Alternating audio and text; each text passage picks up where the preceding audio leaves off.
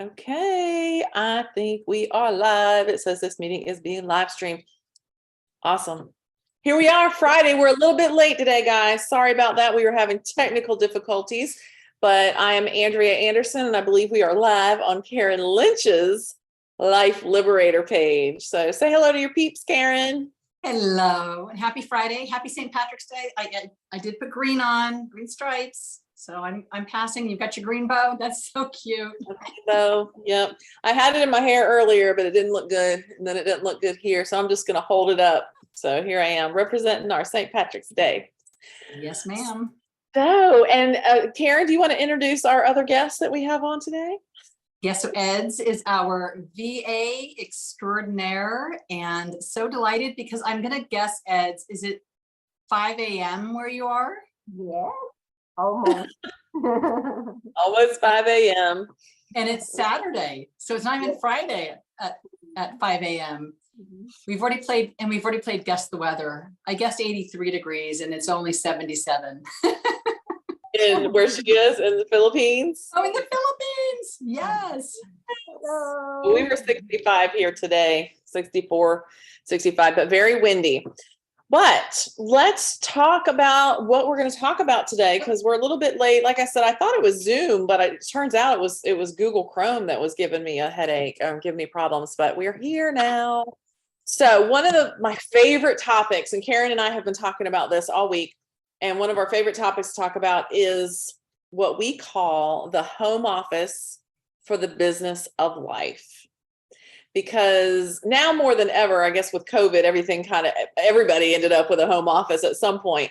But Right. Let's just say, we a lot of times work with business owners. They have a home office. They have some kind of business.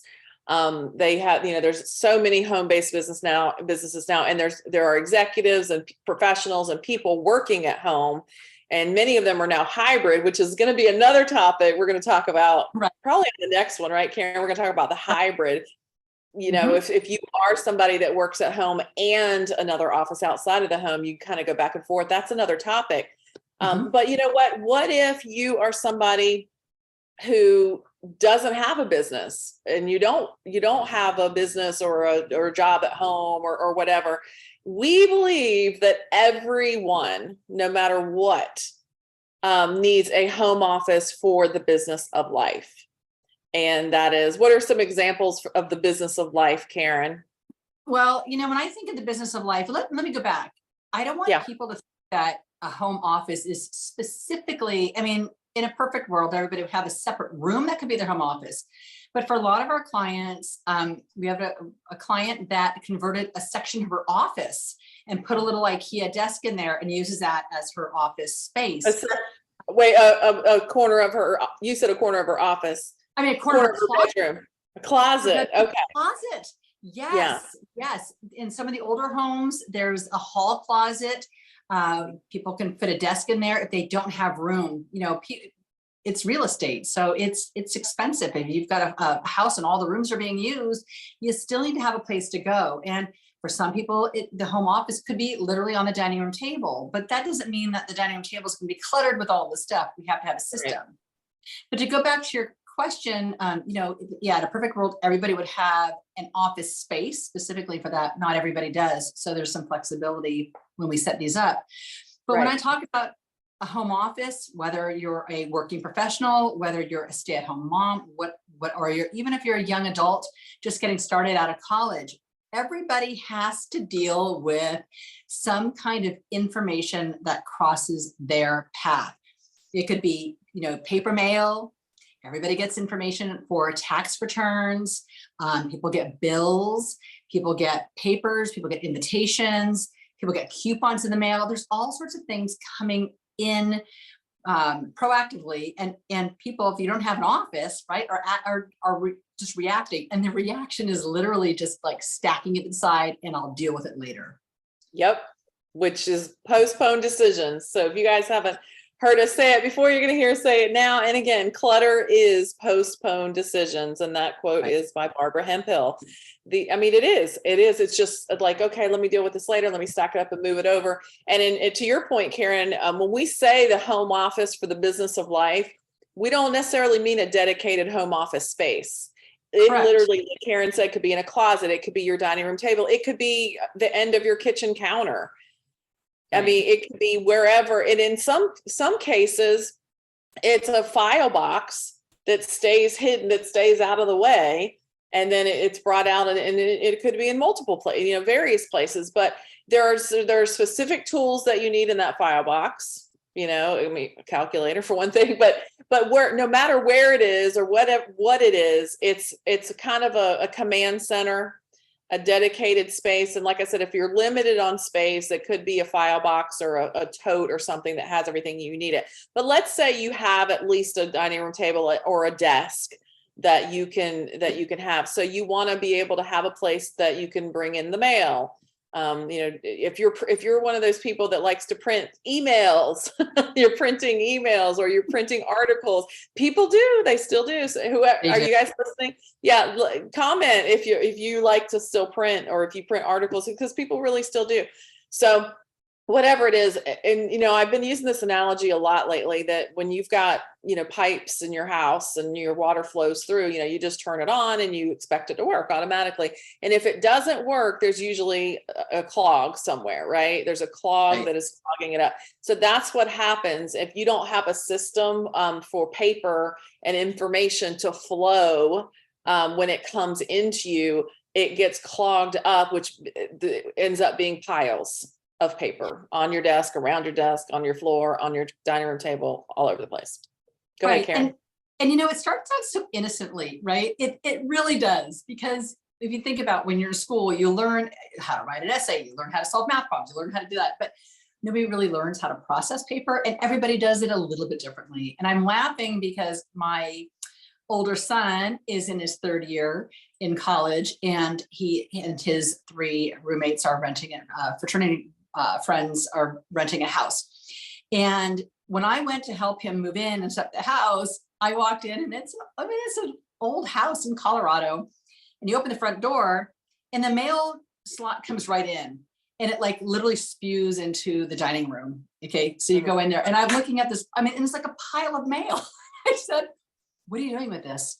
"We don't know what to do." So they're not doing anything. It's literally not doing anything. And I said, "Are you kidding?" And they're all looking at each other. The roommates are all looking at each other. "We're not really sure, it's some of it looks important, but none of it's ours." And so they didn't know what to do. And so they didn't have a process. And it turns out that this house that they were renting had a lot of different tenants in there over the years that had gone to university, but a lot of parking tickets. And so, but the mail kept coming. So I just said, just line it out, put RTS, but you have a system. They have their desks where they study, they have that, but they didn't have a process on what to do with this mail, because they're not really thinking big picture. And people do that. They get the junk mail if they're not standing at the kitchen counter and thinking in their mind, this is in sorting. And that's what I do. I sort, these are bills, this is junk, and this is what I want to look at. And then I immediately recycle it, do it, and process it. But it really, people don't have that. They just say, "Oh, I'll deal with it later." It is the pile that continues to grow. I think about that pile of mail. That is hysterical. I wonder if they put a box or like a crate there to catch it. At least it goes into one thing. Is that possible? I don't know. I'll be there. We'll be there next month visiting, so we'll look at the pile. But I want to see a picture. I want a picture. I have a picture when he moved in. I think I saved it, but anyway, it better not be. I asked him when I talked to him, "Do you have that pile of mail?" No. We're going through it, but But when you talk about the clog, right, in the drain pipe, or in the drain, the clog was really, nobody was taking initiative, because they're like, "Well, it's not addressed to us, so we don't know what to do, so we're leaving it there." But if you put RTS, return to sender, go back to, then they can stop sending the mail, and maybe the pile won't be as, it'll be less and less. But they that's right, it, right? It's the last known address. That's absolutely right. They have to take some kind of action. The new residents need to take some kind of action, otherwise going to keep coming and coming and coming. And that's the same problem that happens in a lot of corporate offices and businesses too. It's like, "Oh, well, that's not mine, not my problem. I didn't save that, or I didn't create that. I can't be the one that gets rid of it," because you're afraid to make those decisions because it's not yours. Right. And in a corporate environment, obviously you're dealing with paper, you're dealing with information, but even as innocent as being a university student, you're still going to have to be, you still have, you have the stuff coming in. So when we Yeah. talk about offices for the business of life, everybody's got information coming in, whether they want it, need it, or it just shows That's up. right. They get It just, yep. It's coming. It's coming. And in fact, we just had a call earlier. We do a little thing called co-working where twice a month, I'm talking to your people in your group, twice a month we get together and we all work on something. We're all working on something that has been piling up. It could be filing, taking care of our actions, working on our to-do list for the next week or whatever. We're working on something. And that was one of the things that, people they were talking about is just, we discussed the clog, things coming in and not moving. And that's how it ends up. And one person, we talked about coupons. They said, oh, I have a lot of coupons that come in and I want to use them, but when it's time to buy something, I don't know where they are. So we just talked about creating a permanent action file. One file labeled coupons and on or near your desk. And when new coupons come in, you just put them in there. That way, when it's time to shop online or go there, whatever, there's your coupon. So that's just one example of something that could go in your home office for the business of life. And Karen, I know you've got a document that you can share with them, with your group, if they fill out your scorecard, which I believe, Ed, would you mind posting? You may already have done it, but if you could post a link to Karen's productive environment scorecard, and then when they fill that scorecard out, they will get a office transformation blueprint. And on that blueprint, list out the tools that you want to have in your home office for the business of life. And also it lists out the 3 decisions. So let's talk about that for a minute, Karen. The 3 initial decisions, the only 3 initial decisions you need to make about information that is coming in. So if you're like, I don't know what to do and it's piling up, let's simplify it. What are those 3 decisions, Karen? Well, I'm either going to file it, I'm going to act on it, or I'm going to toss it. And so, you brought up coupons, right? That's something that, we're putting into a file. So a coupon comes, make a decision. Am I going to hold on to the coupon or am I going to toss it? So I'm either going to file it, I'm going to act on it, or I'm going to toss it. So in this case, if I'm not going to use it right away, I'm going to file it for later use, but I have to be able to access it. And that's where we work with clients and teach them how to find that information. Acting on it would be that, oh, I got a coupon. It's 2-for-1 margarita night. I don't care what day it is. I'm going to use it tonight. I'm going to take it. I'm going to do it right now. Or maybe it's a coupon that I'll never use. I'm going to toss it. So those are the 3 decisions. And it's funny because the one thing that, when you meant, I don't want to digress, but I wanted to kind of piggyback on what you were saying about coupons. I don't think people realize, how much money that they lose each year in gift cards, right? So we talk about coupons, but people, when they say, oh, I don't have a lot of paper, a lot of stuff coming in, but information and things that come in, a gift card, where do people put their gift cards? And that is what we can work that into the system and be able to access it and put something in place to remind people that they have these, the gift card. So those are the 3 decisions to go back, file, act, or toss. I get a gift card, I get a coupon. I know I'm going to use it.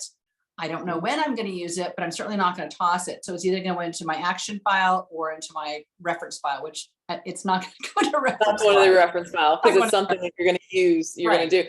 Yeah. Right. And I'm glad you brought up the gift cards because when I first became a consultant in this process in 2005, the very first or second, I should say, is the second service I did. And we called it something different back then, but basically it's the office transformation program. The very second one I did, we found in that client's desk, I did her home office, and we found $650 worth of gift cards. $650. Yeah. And here's the thing, Karen. It wasn't even the money. Like I was like, oh my God, that's $650. And she was like, yes, that's important. And yes, that is, I can't believe I've just that could have cost, they were still good. They hadn't expired yet. I can't believe that was, could have cost me that much money. She said, but more than that, she said, the anxiety and the guilt that I felt is what she said. Here's why. Her mother gave her some and her mother-in-law gave her some. And every time she saw them, she was in fear that they were going to ask about, what did you buy with those gift cards I gave? Right. She said that to her was worse than the potential loss of the money. And it's true. I mean, I love experiences for gifts, and whether that comes in the form of somebody actually my husband taking me out to have that experience, or somebody giving me a gift card for, enough to go to the movies and get, popcorn and a drink. That people take the time to do that. You want to be able to enjoy it, and then to find out later, that and to be met with that anxiety of like, oh my gosh, I got to my mother-in-law, we haven't used it yet, and but it happens. And not only that, so you've got that anxiety, but there's nothing also worse aside from the anxiety is like, oh, I remember, and I'll tell you, I had a $75 gift card for *𝘱𝘳𝘰𝘧𝘦, which was an amazing nacho and taco bar that closed. And they're the best margaritas. And I knew I had this gift card, and it did get misplaced. It actually fell down. But anyway, I was so upset because it eventually closed. So it wasn't just the fact that, it was the money. I mean, it was definitely the money, but the fact that it closed, and I was really like looking forward to having that experience. I never had it. So gone. Yeah. So you guys see and everything we just talked about is not really business related. So, even if you do have a business or a business office or whatever, you still have household stuff coming. You still have coupons, you still have taxes, you still have junk mail. If you have children, you have school assignments and papers and, sign this and send it back and all of those things.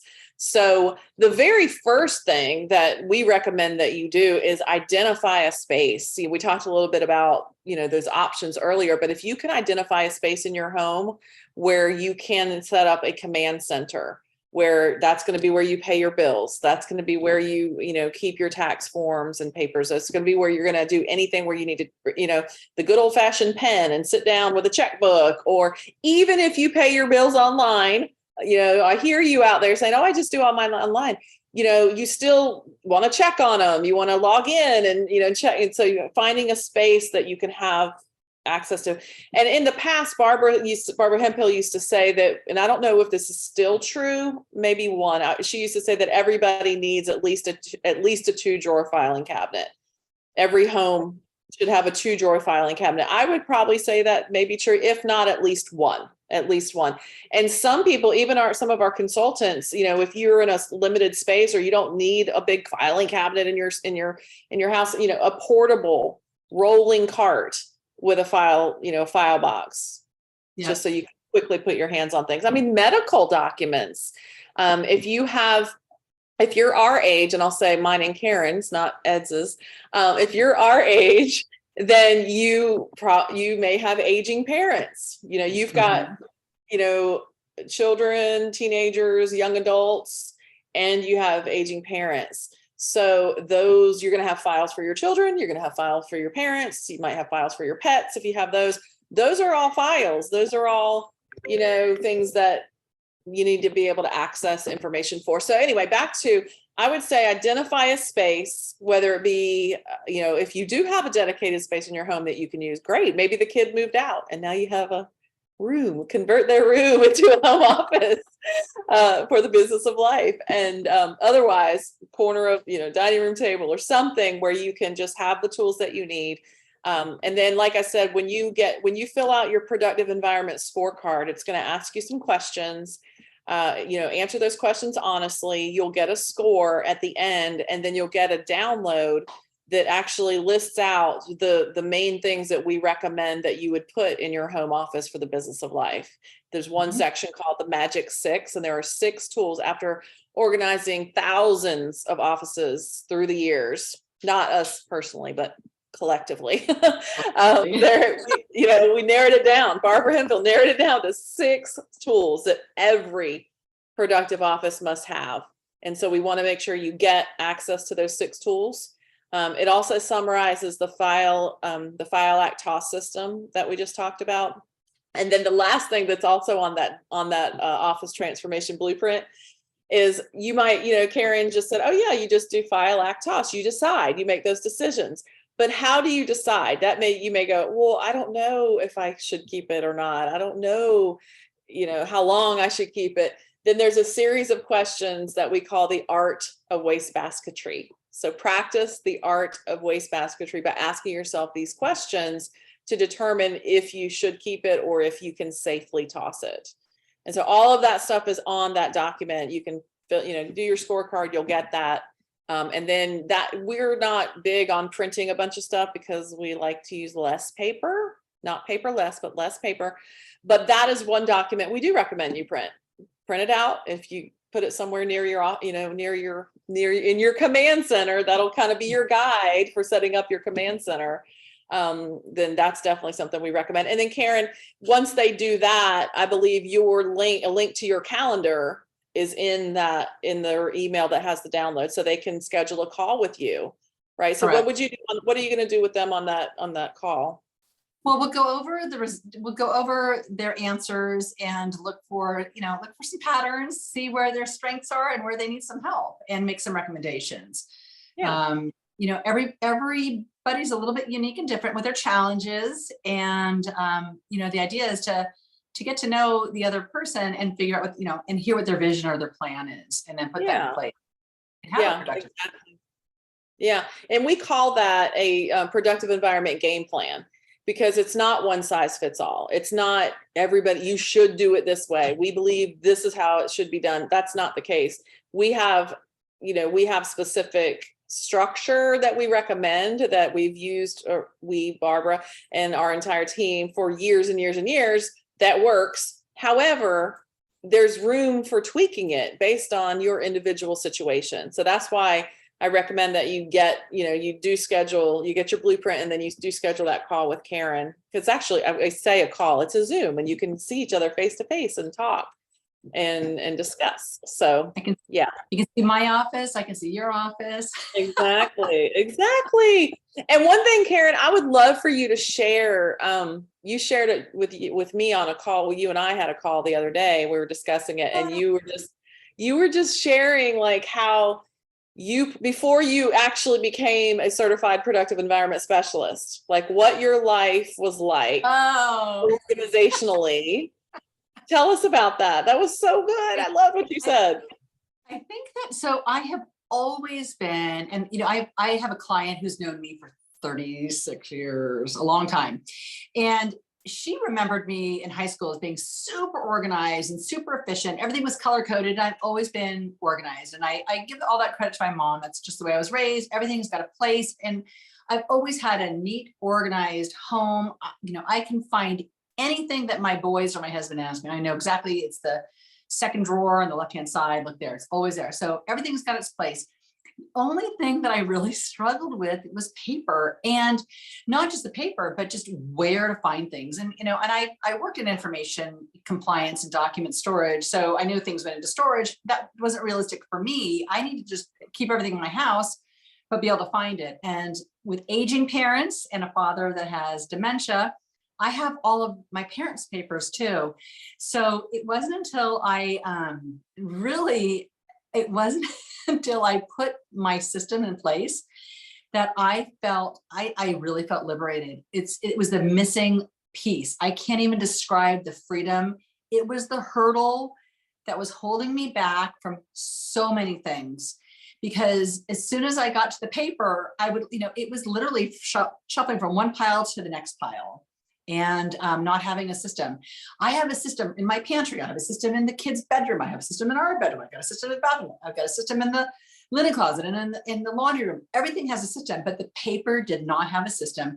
Therefore, it was stacked. It was in boxes. It was in decorative baskets. And when I had to find something, it would literally be, I think it's in the stack. Hold on, and flipping through it. So putting that productive environment in place freed up so much headspace and anxiety. It was really the most enlightening and best experience. But not only that, that structure, I think, just brought more efficiency into the way I manage my house now. I thought it was really good before. I'm even better now because I'm employing that system for my paper and my electronic information into the home as well. It's just, I can't describe it, but it was a game changer for me. So yeah. I love that. I love that. I can't hear that enough. And that's why I swear what you're saying, it describes the name of your Facebook group, the name of this Facebook page, Life Liberator, like you liberated. And it's just so amazing that, like you said, you were so organized in so many other ways. And this one tweak, and like you said, there wasn't anything wrong with you. It's not that you weren't an organized person. It's not that you weren't really good at what you did. It was, you just didn't have a system that works. And I can say that traditional filing systems do not work over time. They really don't. No. And I will They tell just you, don't. going through my parents' files, and they have a traditional filing system, it has been painstaking. I've done so much shredding because within that system, there was no structure in place for shredding and, the document retention. So, again, my background, I came from document retention.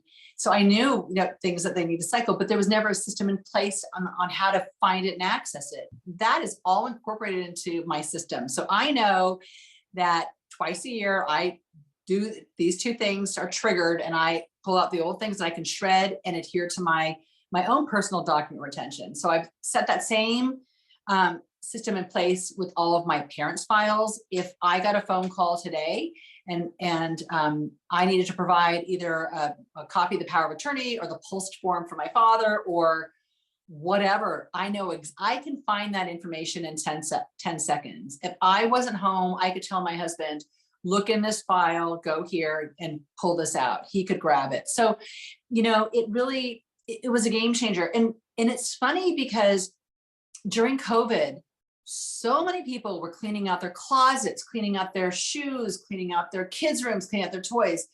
That is the easy thing to go to because there's some emotional connection to that stuff, but the emotional stuff is a lot of it is like, it's the bank statements. It's the reality of I got to pay taxes. It's the paper they don't want to deal with, or I forgot to pay the bill, or I'm always late paying the bill, whatever it is. People always put the office either off, not even on the list, or the very bottom, and they're just stacking papers. So, very, very few people that I talk to, my clients, call me because they dealt with all of the other stuff during COVID. They cleaned out their house and purged and did all that, but they still have a pile.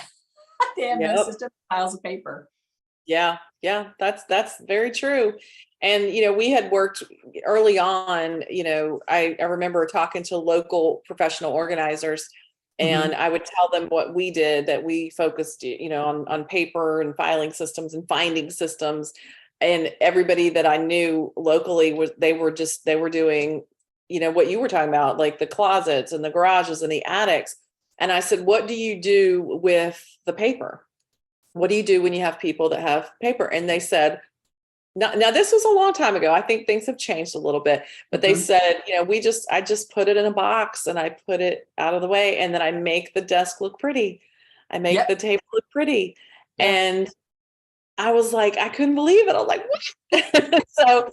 But I get it. I get it because it, and then some people, they do the whole color code. They think it's color coding is the answer, or going to Container Store and buying these new totes and things. And, they think that's going to be the answer. That just becomes more clutter in many, many cases. So what they need is not another filing system. How many filing systems have you guys tried, really?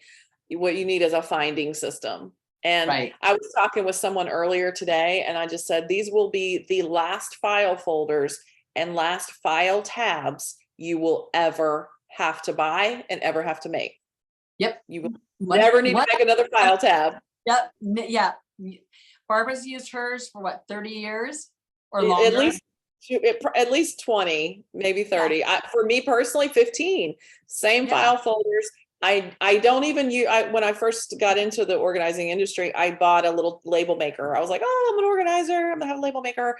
I don't use it. I don't need it because I created these file tabs in our finding system one time and I never have to do it again. I never have to do it again. So, and I know you guys are probably like, what are they talking about? Get your scorecard and book your call with Karen, and she will give you a little sneak peek of what we're talking about. Oh, it's a game changer. It's life changing.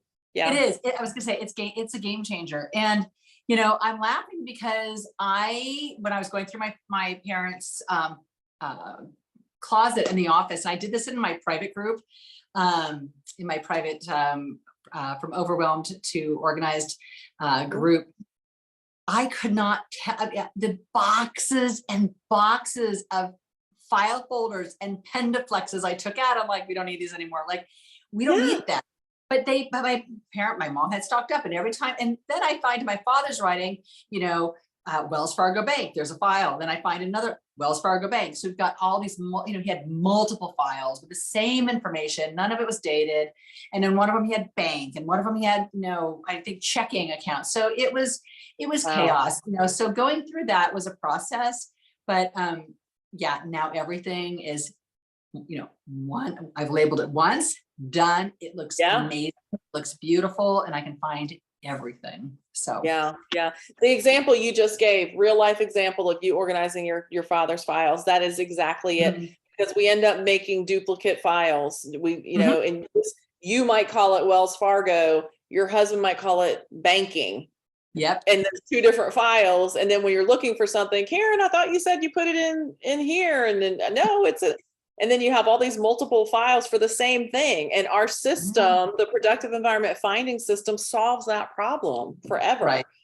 Right. So I don't know. I feel like an evangelist right now. We're evangelizing the finding system, but it's true. I think that the proof is in once you start using it, right? It's just once you start using it and you realize the recovery for me is super, like I love, as organized as I am, when I'm sitting at my desk and doing a project, I love having paper. I love having everything spread out where I can see everything because I'm a visual, right? I've got everything out. But as soon as I'm done, I know exactly where every single piece of paper goes on my desk. I put it back there. And so when people come over, I can leave my office door open. It's clean, it's tidy. And the system also provides a nice level of security. So if I have banking statements or financial statements, people can open my drawers. They would have no idea where to look. No clue because of They the don't way know your it's set. system. Right. But I have the beautiful desk. And then when I sit down and say, okay, I'm going to work on, trust account stuff for my father, I know exactly what files to pull out. I can make the big mess that I love to make, work in the style packs of paper. When my time is up, I put everything back and I know exactly where everything is. Nothing falls through the cracks, nothing. And I have to do 4 tax returns, including three for my father, 1 for me, and 1 for, I got 5 tax returns I got to prep for the CPA. So I know where all that stuff is, right? Yeah. Maybe I'm an anomaly, but still. No, but it's amazing. And again, that's a perfect example of what we're talking about today. Your father had a filing cabinet. Your father had boxes of files, I'm assuming. And that's one thing. Having those things is one thing, but turning it into a home office for the business of life, which is what you did. I mean, you did it for yourself, and then you went over to your father, and you've done it for clients, of course, but you go to your father's and he now has a home office for the business of life. So when you go there to work on something that's for him or involves his stuff, it's there, and you can find it. Yeah. So it's so beautiful. About this. I know. Can you guys tell we're passionate about we are we're passionate about filing. We're passionate about finding creating a system that you can find what you filed in seconds. But that's what creates the anxiety, right? That's what creates the anxiety. Client needs to, find the documents because she's applying for a new mortgage or whatever, oh my God, I want to do it, but I can't. How many clients talk to that have missed when mortgage rates are high now, but when mortgage rates were really low, people are like, I want to refinance, but I got to pull 2 years of I don't know where everything is. I'm like, done. Exactly. Done. Here it is. Quick, search, boom, there it is. Right. It is great. So that's the thing. Like I said, if people fill out their scorecard, you can get the call with Karen. And if you are watching this and you do have a similar situation with Karen where you have aging parents and they have their own set of files, they've probably got a file on you in their filing cabinet, and it's just kind of a mishmash of stuff. Karen can help you figure that out, help you create a plan, not just for yourself, but for them as well. And so Karen, you're kind of in that situation. Like, I don't have children, but you have young adult boys and you have your father. And so and of course you and your own household, you and your husband, your household. So you've got, these different levels of stuff you got to keep up with. So anyway, I am so glad that you found the productive environment process. You found us, and you became, you became certified. You became a certified productive environment specialist because it worked for you. And you, like I said, when you came in, I remember when you first started, you were like, well, I'm a very organized person. I'm organized. I have, and then I was like, okay, all right. And then you went through the training, and then you're like, oh my gosh, you couldn't believe how much more organized you could be and how the problem was solved. And then it's not new. It's not like you just did it and you're just now feeling it. Like, you've lived with your new system for what? A couple years now. Like, you've lived with this system that you put in place a couple years ago is still working. And here's the best thing, and then we'll wrap up. It's growing. Our system, this system we're talking about, gets better over time. Yes. It's better absolutely. Well, again, you go back to, and not just for me, but clients say that. And we talked to a client the other week who was so excited about getting the papers organized. And she's like, I'm applying the same exact principle in the productive environment into my daughter's, closet. So that to me is like, okay, so it isn't just, it's really, it's training the brain, right? Because as an organizer, you tell clients everything has its place, and people, and it's hard because people are used to just kind of putting things wherever, but it's a process to train the brain to put things where they belong, right? But you break them in this way. We create the finding system, get the productive environment going. All of a sudden it's like the brain gets it, and it's like, okay, let's do the closet, let's do the pantry, let's do whatever. Yes. You're right. It's like you can carry it over to other physical things. It's not just paper. I did it with my spices. I had limited space. I had to put my spices up on a tall shelf, which means I have to get the little, ladder. So I was like, how can I look and see what I have without having to do that every time? Right. Not that I could a lot, but if I did want to do something, so I could just type in a quick search in our system, and it tells me you already have 3 bottles of, whatever, cardamom seeds, some random spice. And so anyway, you can do, I don't want to confuse you guys, but you can use this for a lot of things, not just your physical paper, but other stuff, your garage, if you've got storage, Christmas decorations, sports equipment, anything like that. You can set it up where you can literally do a quick search and know exactly where, what box it's in, what shelf it's on. As quickly and easily as you can do a Google search for something, you can do the same thing with the physical things in your office or your home. So we'll leave it at that. So home office for the business of life. So do this, guys. Think about it. Think about what space that you would dedicate. If you already have an existing space, let Karen know that. Post in the comments. Or if you are thinking of another space, if you're like, well, I don't have a space, but I could use, the kitchen counter. I could use the spare bedroom that, we're not having guests right now. So I could put a desk in there. Think about where you could set up your command center, your home office for the business of life.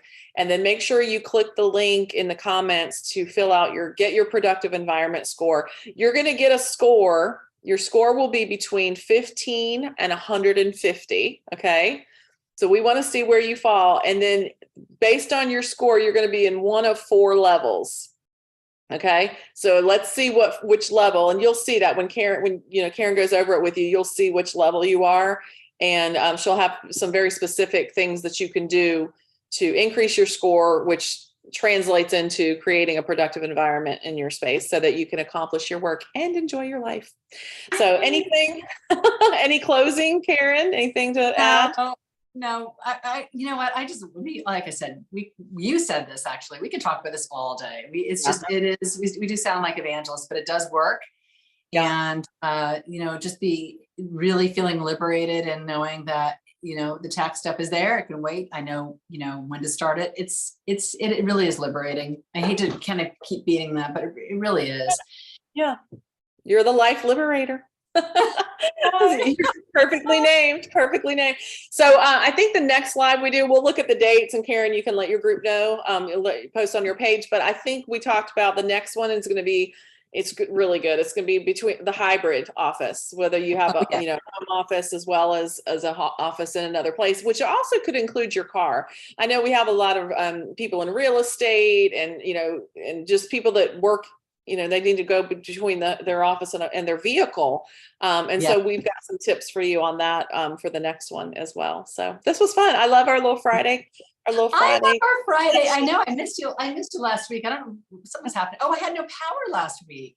Yeah. Yep. That's why we're off. I had no power, and it's just been I'm glad you're back. I'm glad your power is back on, and hope things stay stabilized where you are. So another coming in on Sunday, but we'll see you. We'll see you. Coffee, our Friday coffee in a few weeks. So I can't wait to talk exactly. about that. I know. We'll look at the date and we'll figure that out. And we'll let you guys know, but that'll be a good call. So get your scorecard and into Karen, and then book the call with her, and she will tell you all her secrets. All right. Bye guys. Thank you, Eds. Thanks for being here and helping us get on and get Thanks, live. Ed. Thanks for trouble. Yeah. Bye everybody. Bye.